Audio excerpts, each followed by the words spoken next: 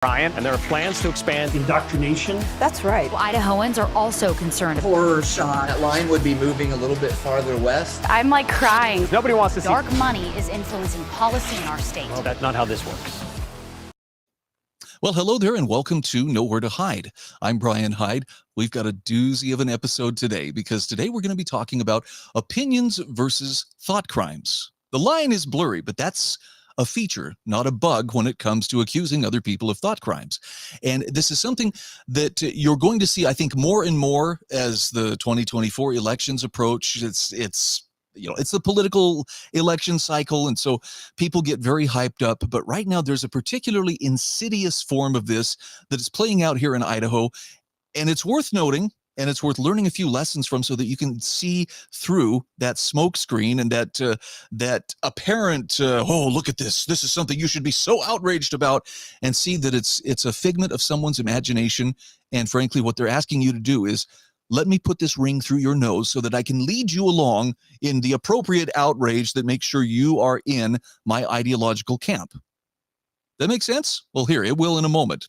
This is a tweet from Idaho Leaders United, a wonderful collection of power seekers and opportunists who do not like the idea of limited government. In fact, if you find any Idaho policymakers, legislators, right on down to the city level, who are for limited government and for, being accountable to the taxpayers, saving them money wherever possible, Idaho Leaders United are going to be against it. In fact, if you speak up and say, hey, these people are doing things, meaning those in power, the governor on down, they're doing things that are beyond their rightful scope of power. Idaho Leaders United will be there to tell you how extreme that is and how horrible it is. Basically, they exist to discredit those who would keep them on their political leash. Now, you add to that mix tabloid journalists like Daniel Walters, and I should put journalist in air quote because what Dan Walters writes would have been laughed out of the National Enquirer just a few short years ago. But this is how he makes a living. He's a professional smear artist. He's a professional alarmist whose job is to make sure that he's throwing shade at anybody who is to the right of, I would guess, Karl Marx, Chairman Mao. It's pretty clear. Daniel Walters serves left-wing interests. So here's his latest scoop. He says, the Idaho Freedom Foundation hired, here comes the first buzzword, alt-right propagandist Dave Riley as a contractor to help shape its comms strategy. Oh man, that sounds pretty damning. Oh, that's scary. And of course, Idaho Leaders United, being the opportunists that they are, piled right on. It is deeply concerning, they say, with their rectitude, which I assume was surgically implanted by a proctologist, that a well-connected Idaho political player has ties to known anti-Semite and white nationalist Dave Riley. It's even more concerning that the 10 Idaho legislators contacted for this article would not disavow him. And here we set the stage for what constitutes, the keeping of the thought police, in the discussion to make sure that no one is straying beyond what is allowed. So they contacted 10 legislators. They couldn't get anybody to disavow, at least according to what they were saying. They wanted disavowed either Dave Riley or the Idaho Freedom Foundation. Now, laying out terms like anti-Semite or white nationalist, I mean, it sounds scary, right? Anti-Semite is really, that's supposed to be like the kiss of death, at least, in the entertainment industry. Well, isn't Mel Gibson an anti-Semite? Oh, wait, no, he's still around. But he has said some unflattering things about Jews and about Jewish politics or the influence of the government of Israel or things like this. Nonetheless, by not defining their terms, we are left to fill in our own emotional associations. We don't know for sure what he means by anti-Semite. And frankly, the definitions can be very broad and in this case quite tortured to fit whatever political agenda or ideological restraints are being proffered by the person who's hurling that accusation. Then there's the idea that, and a white nationalist. What is that supposed to mean? I also hear talk about Christian nationalists. Well, we've got to stand up against Christian nationalism. As opposed to what? Satanic nationalism? Are we okay with that? Because, I mean, do we have a choice? A person who loves their country, and granted, I'm not one who goes for hardcore nationalism as in, you see somebody not standing during the national anthem, you go and you get in their face. I think that's unproductive. But in this case, we're just simply left to wonder, what does that mean? What does it mean? Well, he used the word white, so it must be racist. Or so the theory goes. But nonetheless, here we have these formerly prominent leaders in Idaho, along with the tabloid writer Daniel Walters, throwing some pretty serious shade at the Idaho Freedom Foundation and basically accusing Wayne Hoffman of knowingly hiring an anti-Semite. Now, that gives Wayne some opportunities as to how do you handle something like that? You're being accused of something in the vaguest of terms where the accusation itself is supposed to carry the weight of a conviction. The accuser has no burden of proof on his or her part. They'll take a few tweets, maybe in context, maybe in not. Maybe they just twist them to say, see, that means whatever I say it means. Wayne, I think, actually came up with the best response that I have seen to date with how you handle the thought police. This was not only a piece that was published on the idahofreedom.org website for the Idaho Freedom Foundation, but he also did a live stream in which he went into more detail, and it was really solid. And it just rejected outright the leftist media's hateful thought police and supported freedom of speech, and in particular freedom. I'll give you a couple of excerpts of what Wayne said in how to handle this. And kudos to him. He faced this head on. This wasn't, some equivocating, blustery, well, I have friends who are this. So he says, over the last 15 years at the Idaho Freedom Foundation, I've made it a point to surround myself with people from all walks of life, all backgrounds, and indeed religious beliefs. From our board of directors to our donors and moral supporters, we have Mormons, Baptists, Catholics, Muslims, even atheists and agnostics. Now listen carefully, because this is the key. What unites us is our love of liberty and our belief that contained in our founding principles is the formula to save Idaho from socialism and Marxism, and by extension, provide the blueprint to save America. But why would he have anti-Semites? Is he an anti-Semite himself? Well, let's let Wayne answer that question. Wayne says, at the same time, I recognize that I'm one of the more prominent Jews in the state. I'm just going to give you a moment to let that sink in. Now, look, I had no idea that Wayne was Jewish. And you know why? Because it doesn't freaking matter. It's not like I have to ask every person I associate with, what religion are you? Before I can decide, can I be your friend or not? I know what Wayne stands for. I've had many opportunities not only to read his writings and hear him speak, but also to see the policies and the actions that he's taken and what he supports. I'm comfortable when he says he supports the principles of freedom. He's not just talking the talk, he's walking the walk. But I really had no idea that he was one of the more prominent Jews in the state. Whoopsie, this is a little inconvenient for the thought police. What, you're saying that Wayne is Jewish? Surrounding himself with known anti-Semites? Well, maybe what you're defining as anti-Semite doesn't mean what you think it means, or you'd like us to think it means. Wayne says this is generally an inconsequential fact for him, his Jewish background, but today, he says, I share because I've been accused by the leftist media of retaining the services of an anti-Semite to help out with our communications outreach. As my mentor Ralph Smead would say, interesting if true, but of course, it's not. Now, he goes on to say, IFF signed a contract with Dave Riley of Post Falls because Riley is an excellent writer and videographer. For years, Riley has been vilified by leftists for his social media posts, some of which are critical of Jewish theology and politics. For that, Riley is accused of being anti-Semitic. Now, Wayne says what's really happening here is what happens a lot in the media. If you're the least bit critical of Jewish anything, you're an anti-Semite. And this is wrong. By the way, there are a lot of people on the right who fall prey to this. Ben Shapiro, I'm looking your direction. What? You're not a Zionist? You're anti-Semitic. It's not an either-or choice. Anyway, in this case, Wayne says Riley is entitled to his opinion. Now listen to this next part. I don't share them, but opinions are just that, and they are harmless. If we can't work with a person because of differences of opinion concerning sincerely held beliefs, there'd be no one left with whom to work. Okay, I'm sorry, but you need to let that one sink in for a moment because Wayne gets it. Freedom can accommodate differing opinions. It does it seamlessly. It does it effortlessly. You know what can't accommodate differing opinions? You know what demands uniformity of thought? Totalitarianism. Keep that in mind when people, you're not being sufficiently, true to what we know is the one true way of thinking. This is what the thought police, thrive on. And people are sometimes buffaloed into accepting things or at least going along with things because they don't want to be smeared as, an anti-Semite or worse. Now, again, Wayne says, Riley's entitled to his opinions because opinions don't hurt people. And this comes back to the idea. People can think, they can even say whatever they want as long as they are peaceful in their behavior. So no fraud, Okay, you're not engaging in harm. You're not, yelling fire in a crowded theater. They can think whatever they want. So why do some people feel like they have to correct this? Now, Wayne says it ought to say something to the press and the public that this Jew, meaning Wayne, believes in Dave and is willing to give him a chance. He said, nothing that hurts me or anyone else. In life, we all have a choice in how we interact with our fellow citizens. We can search for reasons to hate, and we will find them, or we can do the harder thing and project love and kindness to the misunderstood and misrepresented, even or perhaps especially at the risk of criticism.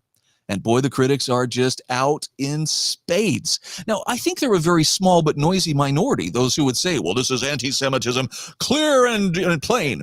But Wayne talks about, he met with Dave. He has talked with him personally. He's met with him. He's gone to his home. He's met his family.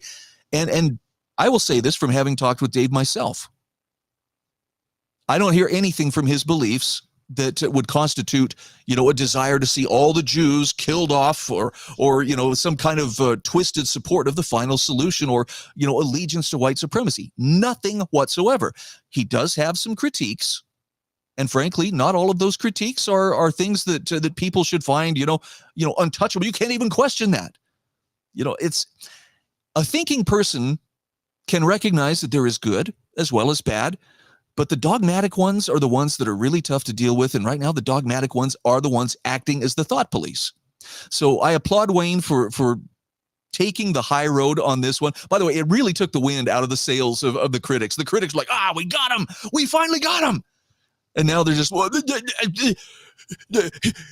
he's lying.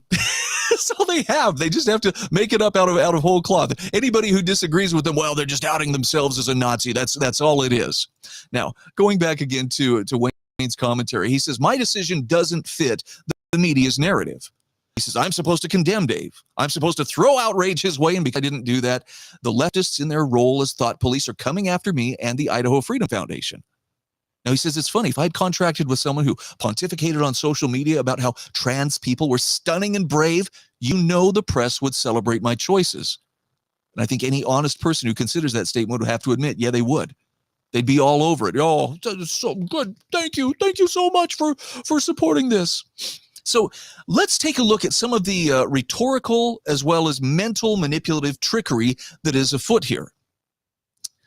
Now, this is Dan Gukin, who unfortunately is one of the thought police, lamenting, what is it with these types who refuse to openly condemn white supremacy? Is this guy afraid of getting kicked out of the U-Haul? Referring back to an event that really turned out to be kind of a non-event in Coeur d'Alene.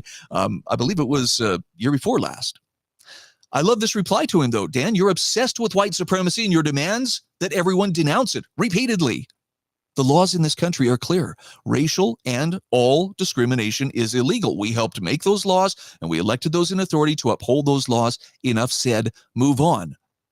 Now, it points to something that, again, you're going to see more of this. Why aren't you denouncing this? Why haven't you denounced this? As if you not denouncing something is somehow evidence of a belief that you hold that you're trying to keep secret from everybody else.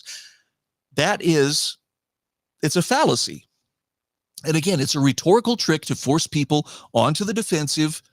And most people are going to either shut up or just, try to find somewhere else to go to escape that kind of criticism. I applaud Wayne for facing it head on and, again, taking the wind right out of these demanders' sails. Now, I am especially grateful to Josh White for offering some insights. And in particular, Brent Regan was also asked over and over. Mary Souza, former politician, professional sour grapes promoter, she has been asking over and over of Brent Regan, why haven't you denounced this? Why haven't you denounced that? And so the Kootenai County Republican Central Committee, is in the spotlight too. Why aren't they denouncing what I'm telling them to denounce? And that's really what it comes down to. I'm demanding that you be outraged about something. Why aren't you doing what I tell you? So there's two things we can learn from that. The thought police don't have any power that we don't give them. So if we choose not to obey their dictates, they're powerless. They have nothing with which to force us except the pressure of, negative publicity. And again, some people will fall for this. People who actually have a degree of moral fiber or intellectual integrity are not going to fall for it. But listen to this explanation and watch for this pattern when you hear people accused of whatever the outrage is, that is being projected here. The question about how many times the KR KCRCC has condemned white supremacy is just another spin on the Kafka trap. It's not about the number of times someone or an organization has condemned something. It's about the insidious implication that if you don't condemn it enough by someone else's arbitrary standard, you're somehow complicit. Now, that's a tactic designed to keep people on the defensive, constantly having to prove their innocence rather than engaging in meaningful dialogue. Beautiful explanation. It's a diversion, a smokescreen to avoid addressing the real issues at hand. The focus should be on actions and policies, not on a never-ending cycle of public disavowals that serve no purpose other than to fuel a divisive narrative. And it should be said, too, that serve no other purpose but to draw attention to the person making the accusations as if they actually have the moral standing and authority to be demanding these things of whomever they're demanding them. All right, moving on here. The nefarious blend of Saul Alinsky's Rule 13 and the Kafka trap, a cocktail concocted to disarm and discredit ideological adversaries without engaging in honest debate. Now, Saul Alinsky in his 13 Rules for Radicals, or in his Rules for Radicals, in Rule 13 advocates picking a target, freezing it, personalizing it, and polarizing it. In this case, Dave Riley is the target. It's about isolating a target and hammering them incessantly to create a spectacle. Then the Kafka trap steps in, placing the accused in a situation where they are guilty until proven innocent, and any denial is taken as confirmation of guilt. How many times did we see this with Trump? How many times did he actually, defend himself? Well, would you take this opportunity to denounce white supremacy? And what about that comment about there were fine people on both sides? A lot of people still buy into the myth. He was talking about the Nazis as being the other fine people on both sides. But the very next sentence of what Trump said clarified, I don't mean the neo-Nazis. That part is conveniently left out. That's disingenuous. No, it's dishonest, but it's for the purpose of making people fearful and, again, keeping them on the defensive. How many times did Trump deny, or did he disavow white supremacy? 50 times? Still not enough. It's never enough, and that's the point. So you don't give these people the kind of moral authority that they're seeking by even answering their question. They struggle with that, but that's a good thing. Together, these two things, the Kafka trap and Alinsky's Rule 13, create a harrowing dance. The accuser employs Alinsky's rule to single out and hammer down on their target, pushing them into the Kafka trap, where any attempt to disentangle themselves only tightens the noose. It's not about arriving at truth or addressing genuine concerns. It's about scoring ideological points through public shaming and entrapment. These tactics undermine the fabric of open discourse, turning meaningful dialogue into a minefield of accusations and assumptions. It's a disservice to us all when the arena of ideas is reduced to such deceitful gambits. Beautifully said. Josh absolutely nails it. And that is what I hope you take away. If you take away nothing else from this, it's the idea that you can be manipulated into agreeing with something you don't really agree with. And if someone's pressuring you, decide right now, say it right now, okay? That's the time to step back and tell them, nah, I'm not going to play that game, because it is a game to try to get you to agree to something that you can then later be, held to, something that they have set in motion or some standard that they have placed before you. You don't have to play that game. It takes courage, by the way, to stand up to them, because they will freak out as they are doing right now. But again, honest people will see this and see right through it. Dishonest people who are enemy driven, and I think you'll see that it's very clear who is actually standing for principles, who is actually standing for actions that would secure everybody's liberties, not just mine, not just, give me my own, but everybody's liberties, that would keep government operating in our interests rather than just in the interests of the people that are paying it the most money through special interest, lobbying. We're going to get to that in just a few moments. So I want to give you another example of media manipulation and how rhetorical tricks can make you think something that isn't necessarily the truth. Look at this headline from KTVB. Community raises concerns over new City of Eagle ordinances. Mayor-elect and Council President Brad Pike worries the changes will lessen his mayoral power. Well, if the community is raising concerns, this must mean that the community, that's everybody. That would imply some kind of consensus. Let's dig into this a little bit. Is that the case? Well, maybe not. During Tuesday's December 12th Eagle City Council meeting, council members approved 2 new ordinances. These ordinances come a week after people in Eagle voted the current mayor, Jason Pierce, out of office. With the changes passed, future mayors like Mayor-elect and current council president Brad Pike will have to work with the council president to set the agenda for city council meetings instead of setting the agenda by themselves. Pike said the new ordinances will lessen his mayoral power and claims it will make his job harder. So far we have a community of one. That would be Brad Pike, who is very concerned about these new ordinances. Let's see who else is concerned. Other cities like Boise operate similarly. Former Eagle Mayor Nancy Merrill said having the mayor and council president work collaborative is a good idea, considering how divisive city politics have been lately. Merrill says she's more concerned about the other ordinance council members passed. This is the one that allows them, the council members, to appoint 3 positions: the economic development specialist, director of long-range planning and projects, and the public information officer.